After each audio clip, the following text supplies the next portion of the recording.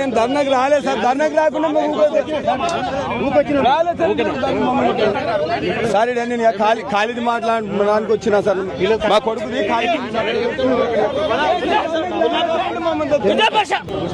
ధర్నాకి రాలేదంటే పంపిస్తారు సార్ మీరు.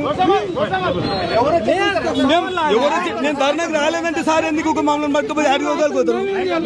లుంగంటే మరి రైతుని నేను, మళ్ళీ రైతు అయితే నాకే ముక్క హైదరాబాద్ కు రావద్దా? రైతుని నేను, మళ్ళీ రైతు అయితే నాకే ముక్క హైదరాబాద్ కు రావద్దా? మరి నన్ను అరెస్ట్ చేస్తున్నాడు. చెప్తే నేను కాదని మేము ఎందుకు వచ్చినా మేము రైతులు అంతే కూడా సార్లు అట్లా చేస్తున్నాం. దాన్ని మా రీజనబుల్ గా మేము మీటింగ్ వచ్చినా మాకు సంబంధం లేదు. ఊక తీసుకోవద్దు. ఏం చేయాలి? ఏమైంది అసలు? ఏమైంది? మేము బయటికి పోతున్నాం. బయటికి పోయే వాళ్ళు కూడా ఈడ వచ్చి పట్టుకోవద్దు. ఇదేం పెద్దదండి?